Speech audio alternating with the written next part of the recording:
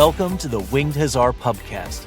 From fantasy to sci-fi to history and horror, your hosts are about to take you on a journey through all things Winged Hussar Publishing. Sit back and relax as we talk about writing, gaming, as well as interview some of your favorite authors. Let's wing it.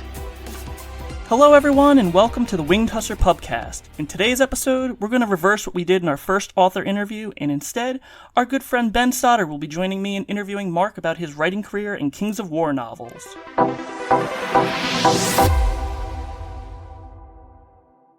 Welcome back to the podcast. I'm Brandon, here with my usual host, Mark.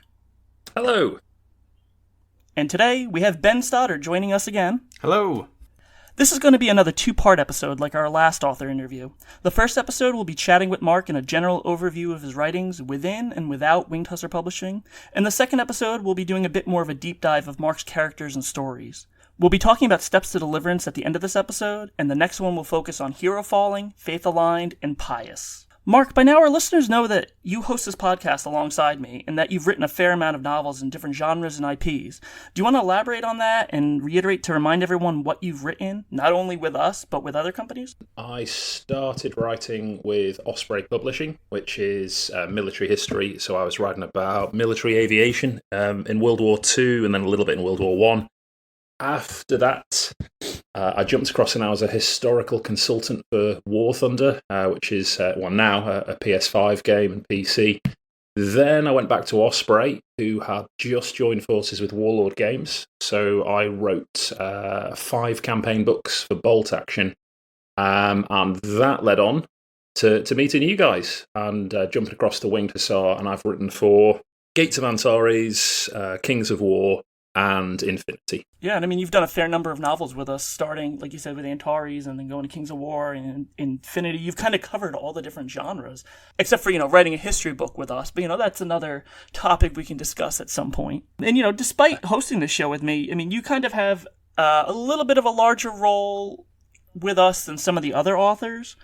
You've worked closely with managing the fiction with especially Kings of War, and a lot of people see you as like a go-to, especially on the Basilean stuff. How do you feel about working with us in comparison with some of the other companies you've worked with? It's awesome. It's every company I've worked with has been really different, and it's had a really different vibe. And I guess the nicest thing to do would be to kind of say, with each of the companies I've worked with, here's something which really stands out of kind of what's really cool about them. Osprey, back in the day, really slick, really professional. Everything ran on rails, which was really nice because it's such a huge company, or at least it certainly felt that way. Having kind of worked, once you get into the wargaming side of things, I think with the exception of the one big guy on the block, companies tend to be a bit smaller. Whereas Osprey, huge company. So they were great to give me my intro into that. Then jumped across to Warlord Games.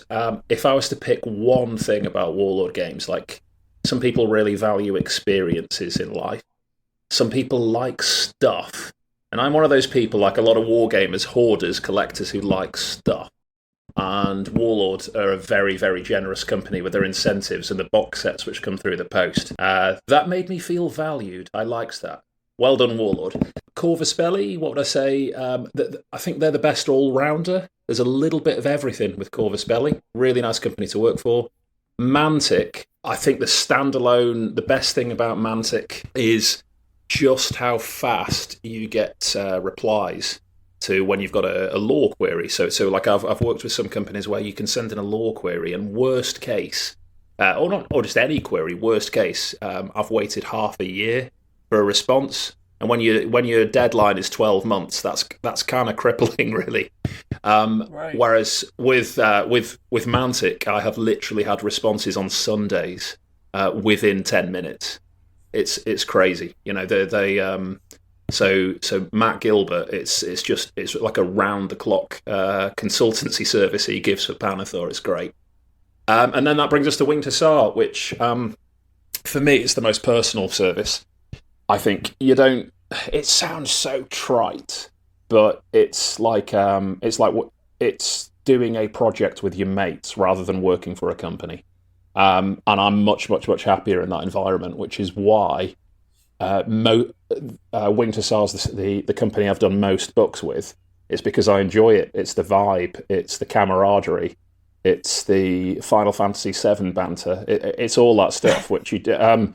When we just get massively sidetracked and end up not achieving actual output and work, and instead talking about computer games, that's why I'm here. So yeah, I've enjoyed all of that stuff, definitely.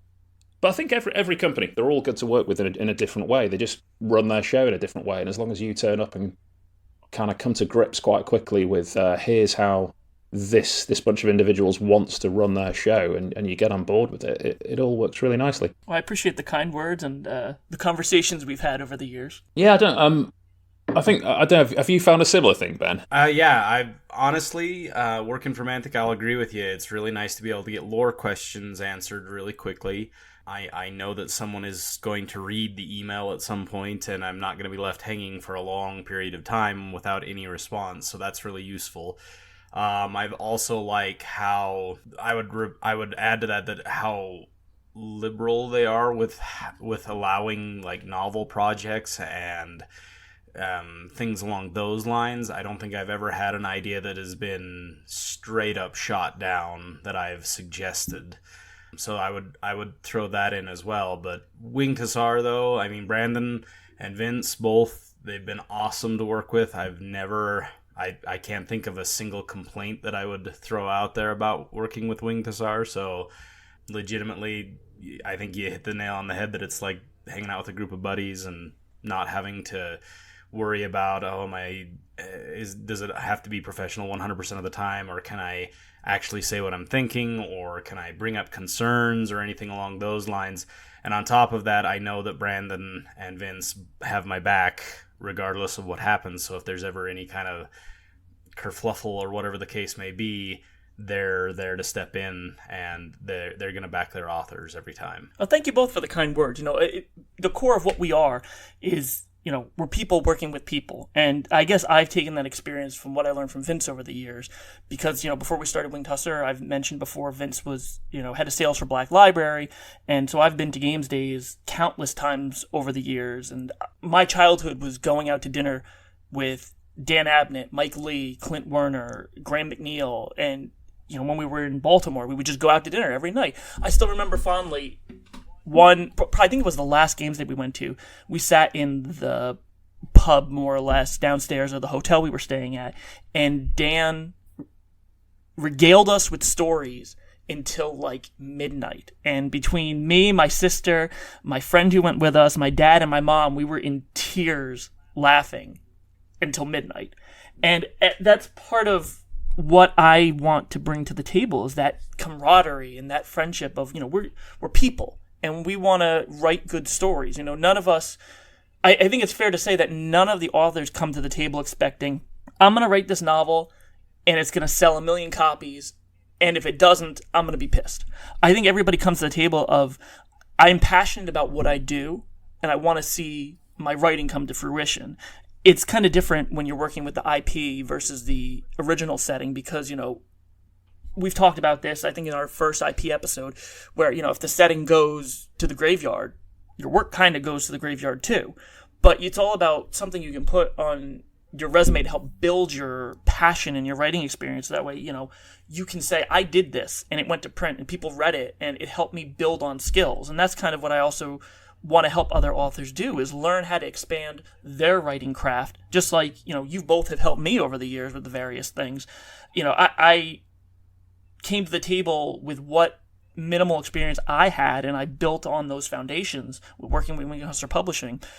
And with each author, I learned something different. I'll say, with the last book I just finished, John Leeby's Earhart, one of the things I did, and I took away from that experience, which I never really thought about before, was character voice and narration. I think that's one of those things I kind of took for granted, but there were sentence structures that I didn't really know why he was doing, short, and didn't necessarily make sense, and explained to me, well, the character isn't really the smartest person, and he's kind of quick thinking, so not everything he says is going to make sense per se. And I'm like, that's an interesting thought. I just always, I think I got used to in my head saying the narration I can chalk up to author style, but should flow a certain way to set a standard. But when I walked away from that project, I said, that actually is a really strong point, is you don't want narration for every point of view character to be different. Or you don't want it to all be the same, because every character is going to be different. And if you're in point of view, you want that to stand out as, this is the way this character is thinking. So it's been a great experience working with all you guys and taking a little bit away from every project and knowing how I can utilize it to help other authors out. Yeah, I've really enjoyed reading through John's stuff as well. It's really weird, kind of. It's been over a year, and we swap messages. We worked on other projects. We're working on a project together at the moment in the Kings of War setting, and I've never even spoke to him on a Skype meeting or anything. It's really odd that we do, I think, in Winged Hussar have this close-knit, small international team of friends. Where you can bounce ideas off, but you never meet face to face, which is a bit of a shame. But for me, stuck over here on the other side of the pond, yeah, who knows? Maybe one day. Well, I was trying to get Adepticon is like one of the biggest conventions that we have over here that we go to, and every year it's always like, smattering of people are going to Adepticon that write for us, and it's either stuff doesn't work out where we just miss each other, or it just timing never works. And so last year we didn't go to Adepticon because of just a various amount of circumstances. But this year we're going, and Vince and I are trying to make it a big presence. So I sent an email out to like all of the authors on the sci-fi and fantasy side, and I said, all right, we're going to Adepticon this year. Who's going? And when can we have you there for author signings? And pretty much no one that we write with is going to Adepticon this year. I think Craig is one of the few that's like, yeah, no, I'll be there. And I'm trying to twist John's arm a little bit to try to get him there, but he's not sure. I don't think he's going to come. But I mean, my US geography is pretty limited, but Ben, I think it's quite a long drive for you, isn't it, Ben? Yeah, it's about 19 hours driving across the freeways, going about 80 miles an hour kind of thing. So yeah, it's a pretty fair thing. It'd be easier to fly. I think I could get there quicker than you driving. Right. We drive about 12 or 13 hours, something like that. So we try to leave in like the afternoon and get there in the wee morning. But yeah, so it's one of those things where it was a perfect idea of like, well, this is going to be great. We're going to have everybody there. And I'm just like, well, instead, I think I'm going to have to send some books out to people to have them sign, and we can have signed books at the booth. So eventually, someday, I plan to get a couple authors together just to try to get something going where we can advertise more and do book signings and have you guys meet each other and, go out to dinner and have an actual physical conversation. It's one of those things that's easier said than done. Yeah, it'll never catch on. Mate, we'll get there one day. We'll fly you out for a VIP appearance. There you go. Although I don't know Chicago. I mean, Mark, have you ever? I imagine you've been to the States at some point, being in the Navy and such like that. Have you? Yeah, I've the Eastern Seaboard. I know a little bit. So Florida, I've done a fair bit, a couple of times. I apologize. One thing. So Jack's Beach. I've got an amazing tie-dye T-shirt from Jack's Beach. So yeah, I've loved the States every time I've been across. I've been in. I guess the locations I've been have been set up for tourism, so that it kind of naturally falls onto them to be welcoming of outsiders. So I've always had a really friendly reception every time I've been across. I was just going to say, I don't know if Chicago in winter is going to be the same reception as what you get in Florida, but I mean, it could be good. Yeah. Yeah, I was kind of hoping to meet Don Johnson in Florida and, sort of see the linen suits with the sleeves rolled up, but all of my 80s dreams, they didn't come into fruition, but I'll get over it. One of these days. Just got to wait for the trend to come back in. All right, so, Mark, going back to talking about working with IPs and all of that kind of stuff, we've talked about this, and I know you guys have talked about this in previous episodes, and I know that we talked about it in the last one that I was on with the interview that we did before. But just to touch on it again, one of the potential pitfalls that you have to play with when you're playing with other people's toys, their other IPs, is you can't just... You have to write an accurate depiction of a setting and its characters, but you have to temper your own expectations and impressions of them in a way that's acceptable to the people that you're writing for, right? So you face this from the community that plays the games that are associated with the IP, but you also have to play that balancing game between the story that you want to write and the narrative that the game maker wants you to tell. And so how do you navigate this sometimes precarious path between catering to expectations and avoiding writing what I call smutty fanfiction? Not that there's anything wrong with that. If I could sum it up in one word, badly, I suppose. Where would we start with this one? I think the fan expectations are really good thread to pick out first off. Because, depending on the franchise, I still...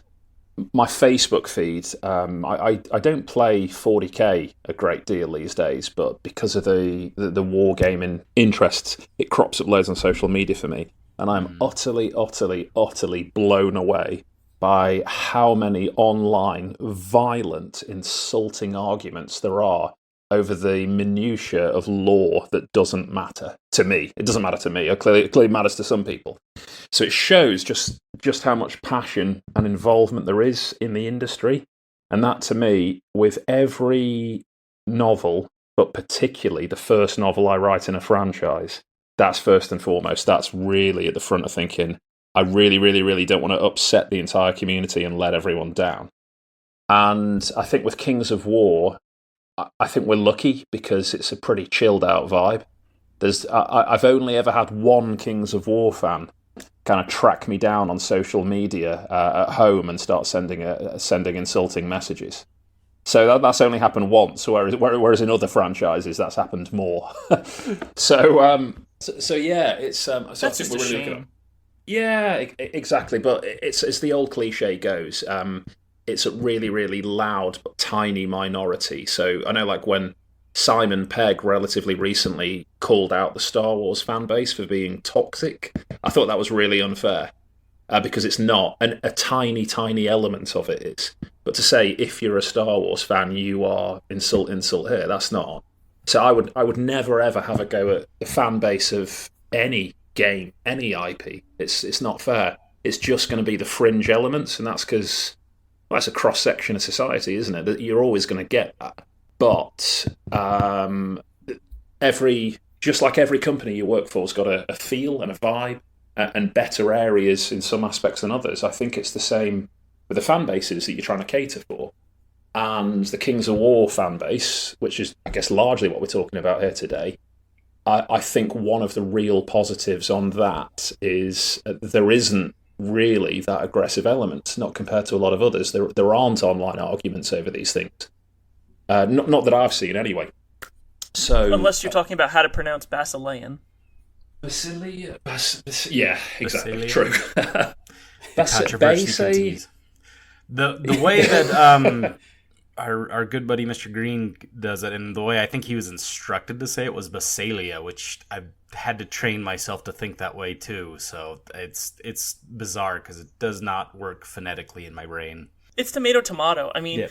I've constantly gone back and forth. I'm the head editor for this company on the sci-fi and fantasy side, but I constantly call it Winged Hussar and Winged Hussar. It's just whatever feels comfortable at the moment. I mean, everybody knows what you're talking about. So I think it's one thing to say, yes, this is canonly how you say something, but it's another thing to just bicker over it. I mean, even in conversations on other shows, I think there was one, I forget what episode, it was on Countercharge, I think, and we were talking about something, and me and somebody else kept pronouncing the same word differently. I didn't bat an eye over it because it's just that's how I pronounce it, so you pronounce it. We both know we're talking about the same thing, so... Yeah, exactly. There's stuff to get wrapped around the axle about. I get that sort of thing. It doesn't really register on my radar for upsetting me. Right. Yeah. Going back to what you're saying.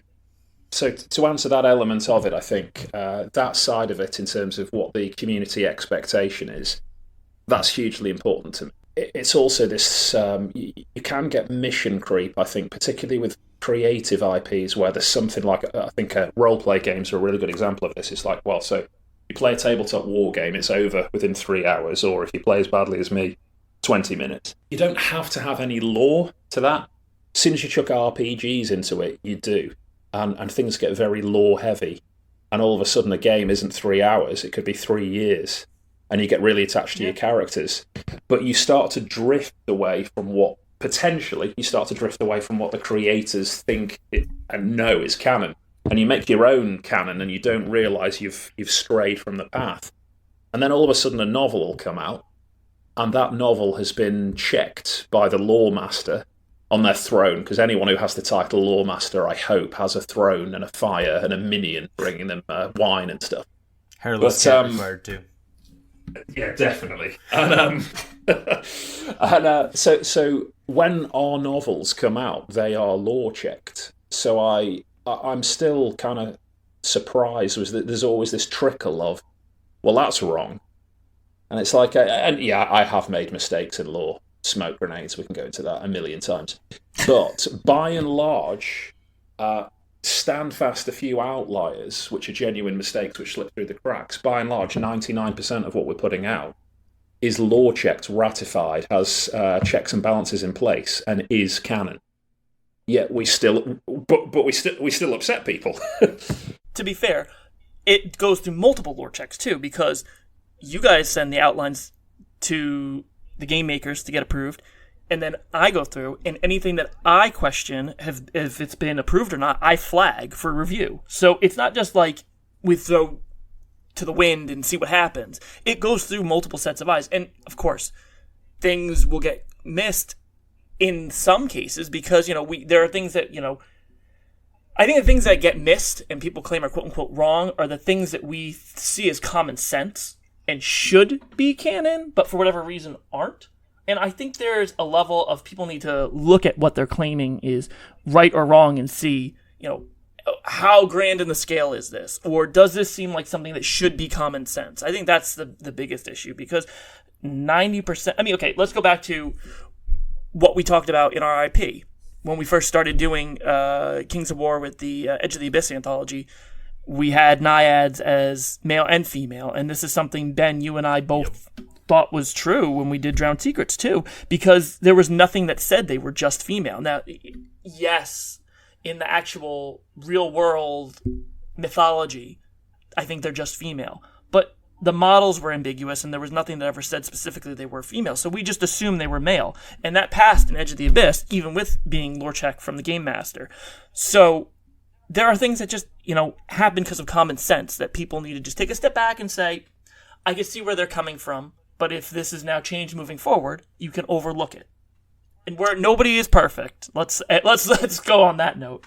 I would add to that also the fact of, the saying, never meet your heroes. Well, that's true for fictional characters too. Sometimes when we create realistic depictions of what someone would feel and act and how they would act going through some of these, well, let's be honest, they're insanely stressful situations. Nobody's going to react to that the same way that, you imagine your hero doing that, and people are going to have different perspectives of that. And sometimes I think that, Mark, you pointed out perfectly that people get really attached to these characters. Like in the case of the war games, there's named characters for different factions and whatnot, and they play with these characters, and they've done these amazing things on the tabletop for them, and so they start building this backlog of their own headcanon as to how these characters would react. And when a story comes out and it's different from that, or heaven forbid, the character is flawed in some way, not that I'm saying that people don't accept this, but there are that reaction, that initial reaction of that's not my Superman, or that's not my Batman, or whatever the case may be. That's not how my character would react. They feel like that's almost a personal attack on them. Yeah, I think wargaming is potentially more hazardous for that scenario coming to fruition than nearly any other creative part of the industry. Because if you think of other things, you go, okay, I've read about a comic book, I've seen a movie, a Saturday morning cartoon as a kid, and then you get the action figures, and then you play with them. But this is the other way round. You've got the kind of white metal equivalent of an action figure. You play with it, you achieve amazing things, and then years down the line, the story comes out, and you get told, no, you're wrong. This is how they are.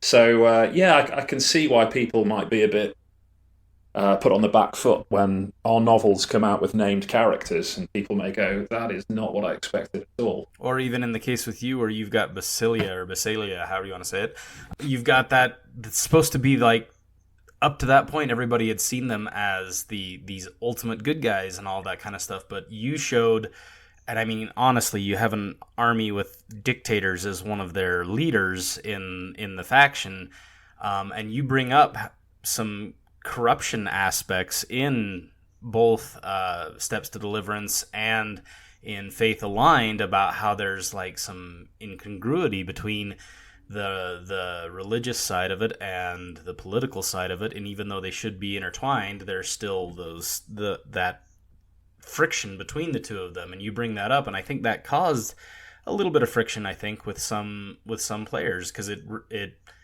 didn't fit with that idea of, no, these guys are the good guys, they should be, they shouldn't have these kind of problems, they should be united against, the Abyss or whatever the case may be. That's a really good segue into going back to answering your earlier question, actually. That's a fantastic place to dig in, because there's two things come out of that. One is that good and evil and the expectation. The other is that was really early in Steps to Deliverance, and I was really, really finding my feet.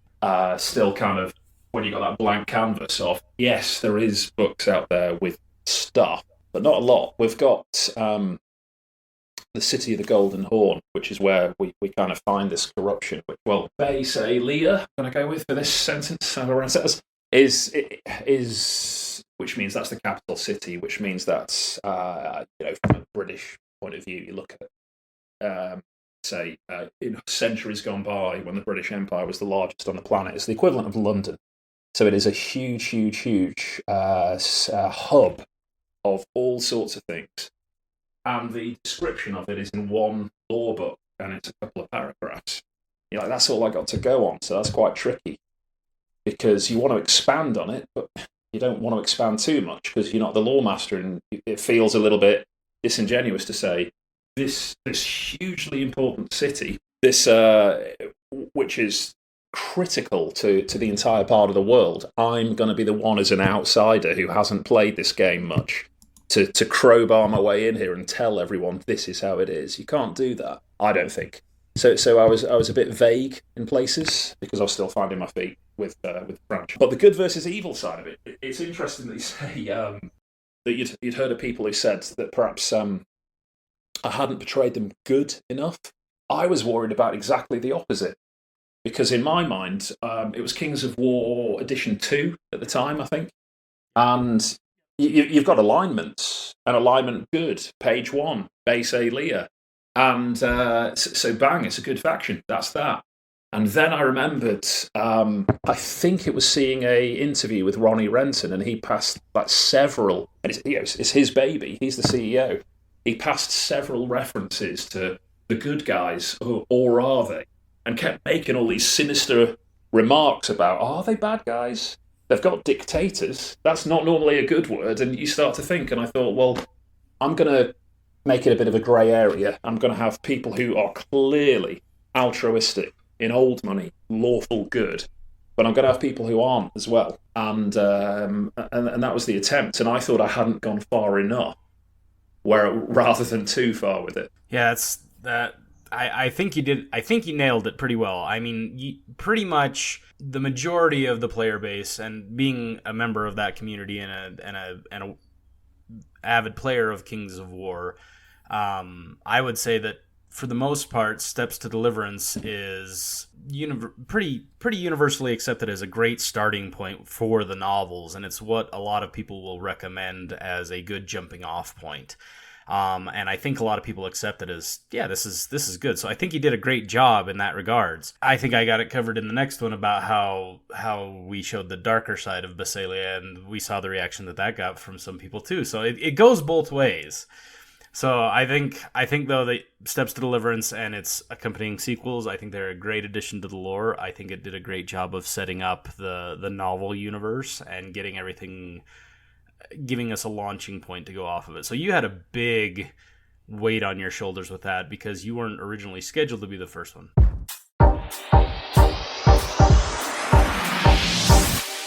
All All right, so before we go on to talking about the start of the Kings of War novels and how that came to be, I just want to slide into a quick commercial break. So I just want to thank today's sponsor, On Military Matters, your source for new, used, and out-of-print books on military history, wargaming, and modeling. Check them out at onmilitarymatters.com and make sure to sign up for the weekly e-flyer.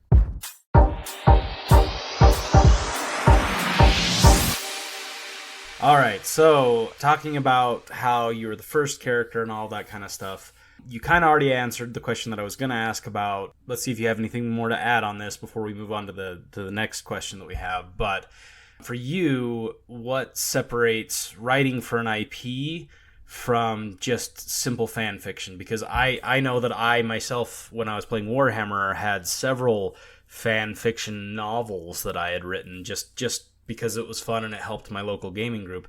But what would you say is the determining factor in drawing that distinction between fan fiction and officiality within the universe? I think to give, as I keep doing all of these questions, here's the top line down answer, then go into more detail. As detached as it sounds, it is, does it have the canon lore master on his throne seal of approval?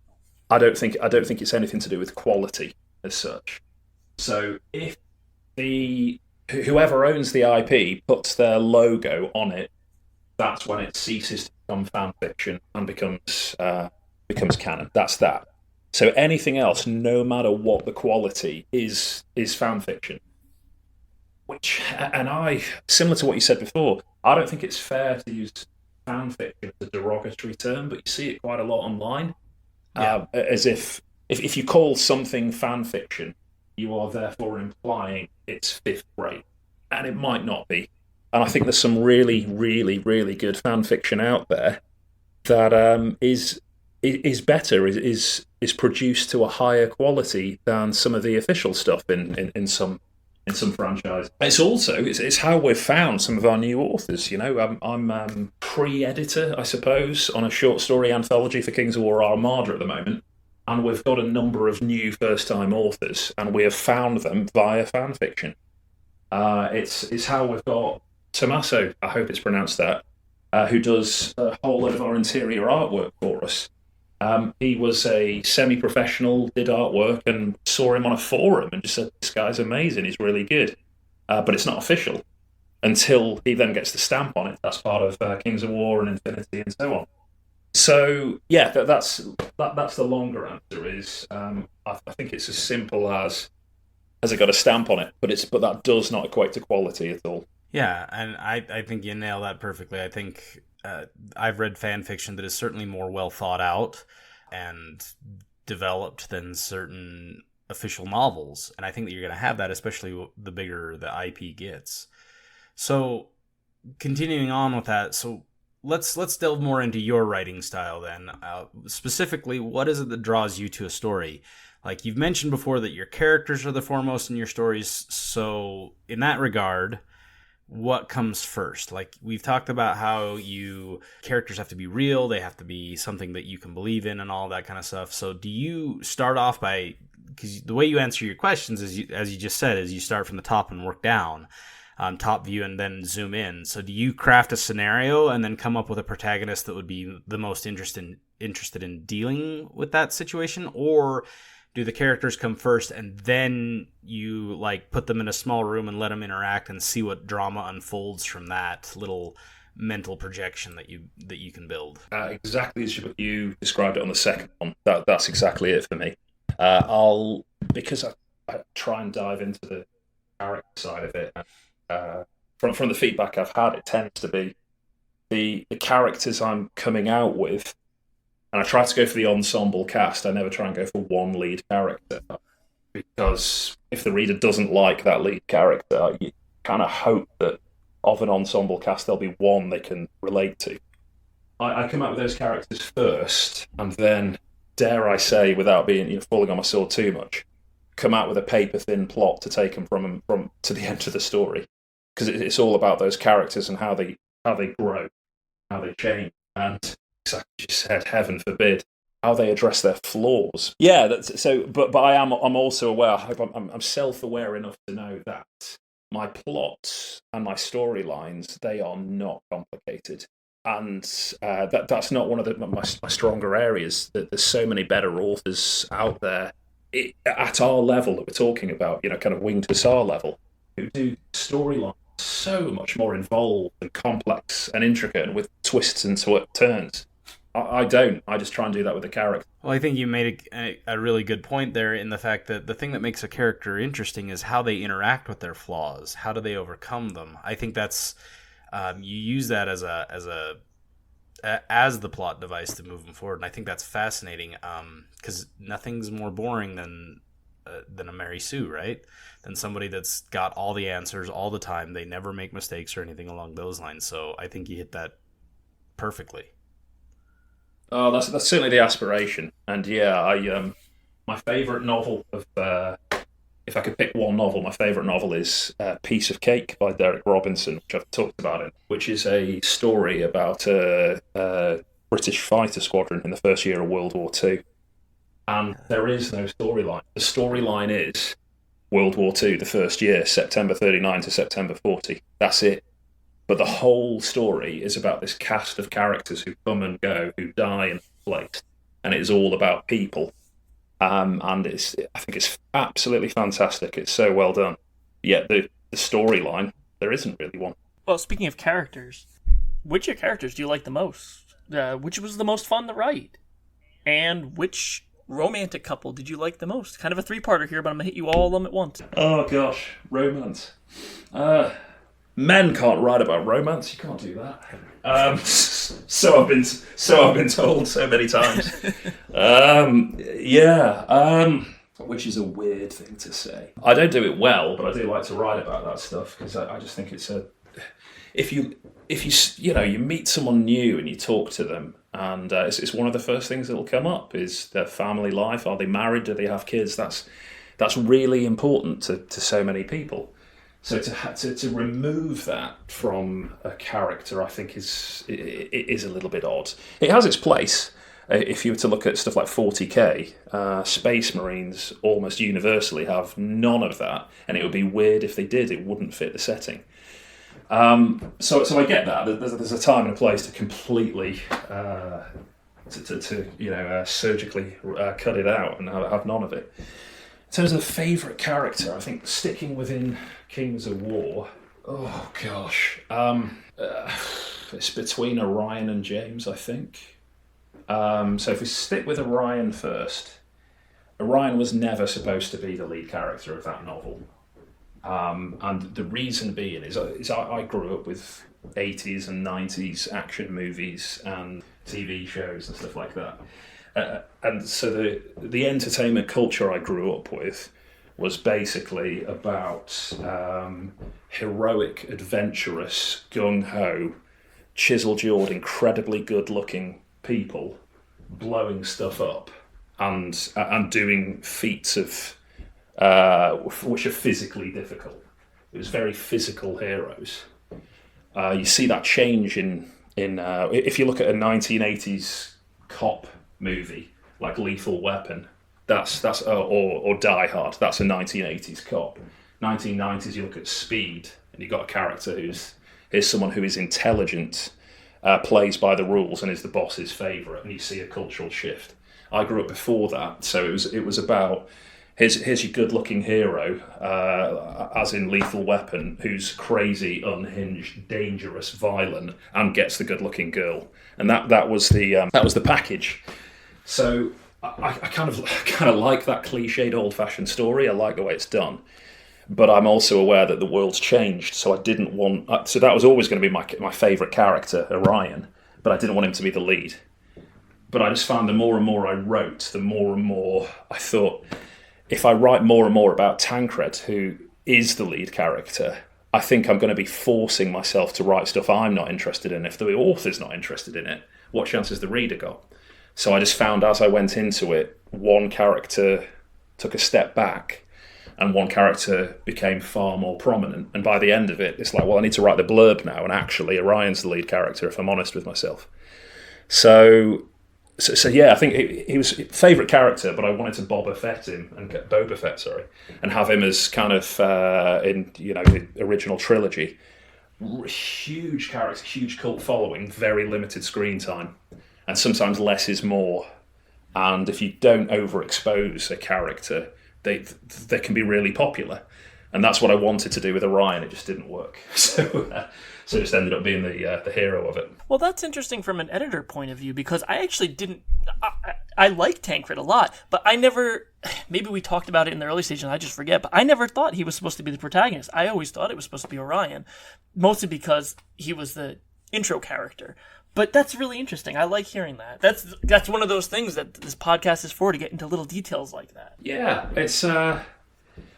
I think if I had more strings to my bow creatively, I could have made Tancred the lead character. But his journey, I still think, is a good story to tell. I hope, which is, here's someone who is ambitious, politically minded, but it's not really all coming from them. It's enforced from a overly ambitious parent. And they're just kind of wearing a mask of, I'm going to go places, I'm going to be a politician, I'm going to be a senator. My military career is just a stepping stone to that. But that's all been parentally enforced. And actually, underneath it all is a good person who's just forgotten, who's lost their way. And that's the kind of journey of that character. Whereas Orion, on the other side, is someone who is the underdog all their childhood and is second best at best, and then has a traumatic event which makes them become fearless and overcompensate and become a horrific bully. And it's about that journey of turning back from that and becoming a good person again. So that's kind of that's the story of Steps to Deliverance to me, is the characters and who they are and what they become. The actual battles, that's more just the battles are the journey. That's again the stepping stones to take the characters through their progression, rather than, for me, steps to Deliverance. Oh man, I queued you up for that, which is good because I was fumbling on my words there, and you've got me out of it. So thank you. I'm sorry, I had to make it. So I wanted to point out something that I noticed as you're talking about these. The thing that's the most fascinating to me is character study, right? You mentioned that your favorite book is essentially character study of this fighter pilot squadron, right? And in this case, listening to you talk about Tancred and Orion, it's apparent that there's bits and pieces of relatability in both of them, right? Personally, I found Tancred the more interesting of the two, because I feel like he was... I could detect things that I recognize, like the idea of there's this expectation of me, I need to do these things, I need to make something of myself because, well, that's my family legacy and all that kind of stuff.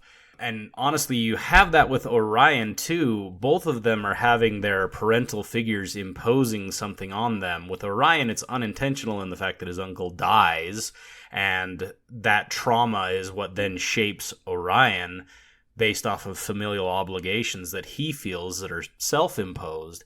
And then you have Tancred, who is also being exposed to this familial expectations that is explicitly stated by his parents of, hey, you're going to do this, you have to do that in order to uphold the family name and all that kind of stuff.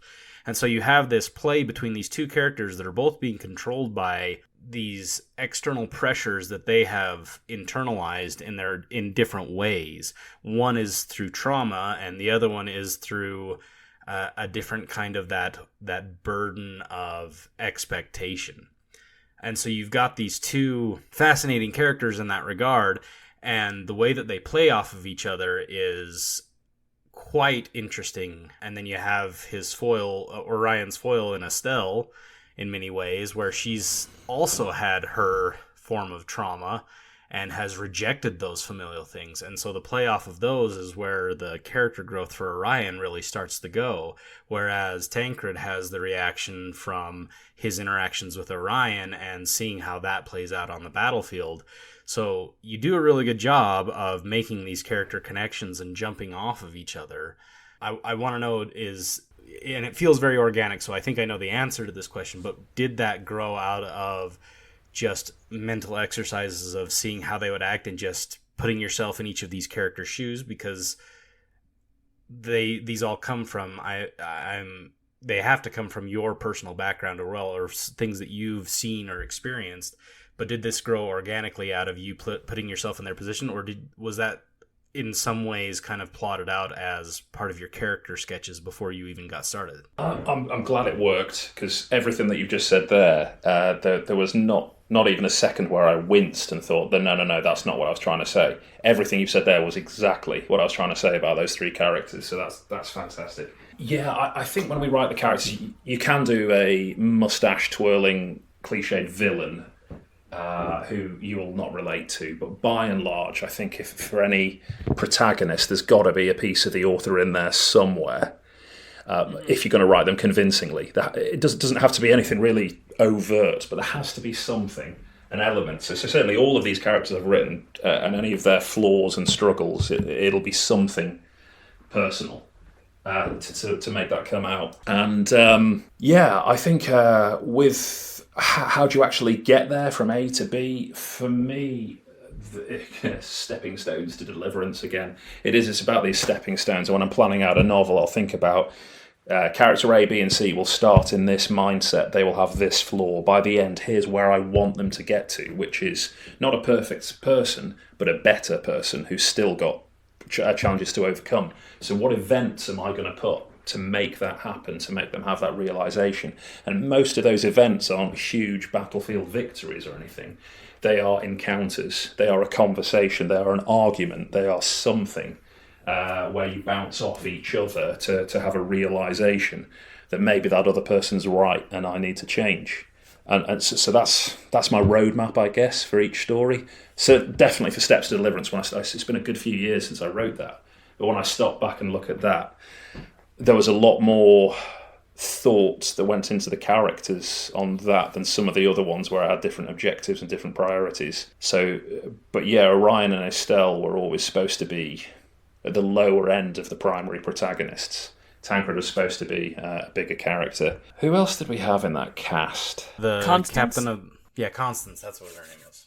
Constance was an interesting character as well, because I don't think when you're doing a story that you should have quotas to go for. But I spoke to a friend in the early days of that who very much did, and said you've got 4 primary characters, 3 of them are men, one's a woman. I don't think that's fair. So that mercenary, make that a woman. And I did, and that became Constance. And I think from that point of view, the best thing about writing Constance was I didn't write here's a woman, I just said here's a mercenary. And that character's sex and gender it didn't matter. It was just a person. So I wrote Constance as a person and tried to make that individual as well-rounded as I could, irrespective of any characteristics. It didn't matter. And from what some people have come back, some people have said that went well. For me, I think it could have gone better. I think that's a, dare I say, relatively bland character who could have been fleshed out more. Yeah, that was how that character came into being anyway. Well, if I can throw my 2 cents in real quick, I think Constance did her job of being a support character without overshadowing the other characters, in the point where I remembered her name right off the bat and I could remember a good amount of her story without overshadowing the rest of the cast. I think you did a good job with that, especially because she didn't go on to any of the other books. I think if you wanted to reuse her as a recurring character, then yeah, we could have fleshed her out a little bit more. But I think for what her job was in Steps to Deliverance, I think it was well executed. And it's interesting that you said that Orion and Estelle were at the lower half of the protagonist ladder when the sequels were about their 2 journeys. So I thought that was really interesting, because in the next 2 books that follow, those roles pretty much reverse, and Tancred becomes the quick cameo character in Faith Aligned, which we can get to in the next episode, and Estelle and Orion become the 2 protagonists of their individual books. So that's interesting how that flipped. Yeah, I think having done Steps to Deliverance and finished it, and it's like, okay, I had a plan, and that plan hasn't gone the way I expected it to. I know Ben and I have spoken about this in previous interviews and podcasts and things, that very, very, very roughly there are 2 ways of writing a novel. One is you plan it to the finest detail and you write it in a oneer. The other is you give a really superficial overview, and then you're going to have to accept you're going to do a lot of rewriting. I fall into the second category. I have a rough plan, and then I see where the story takes me. And that's what happened with Steps to Deliverance. It didn't take me in, where I thought it would. It just didn't work. When you actually get to sitting down and writing a 250-page novel, unless you've really, really, really planned it, it might not go exactly as you expect it to.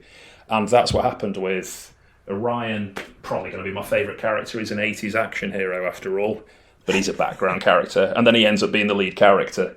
Estelle, pretty similar. Was supposed to be a kind of femme fatale who popped in and out of the story a little bit and then disappeared. But it's like, no, I actually quite liked that character. And Tancred and Constance didn't end up being at the fore as much as I initially planned. It was supposed to be their story, really, those two. Tancred kind of appears as a secondary character in, well, a minor cameo in Faith Aligned. Are we going to see any more of him? And do you have any plans to reuse Constance at all? Never say never, because any of these things can change.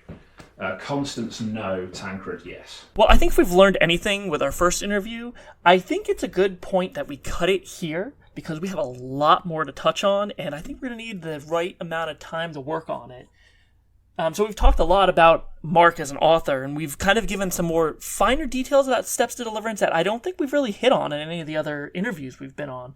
But the next episode, we're going to pick Mark's brain a little bit more with some more characters. We're going to touch on Hero Falling, Faith Aligned, and Pious, like I said. So we're going to go into more detail about those specific characters and, how he went about crafting those stories. Thanks for listening. I'm Brandon Rossbaum. I'm Mark Barber. I'm Ben Stoddard. And we'll see you guys in the next episode.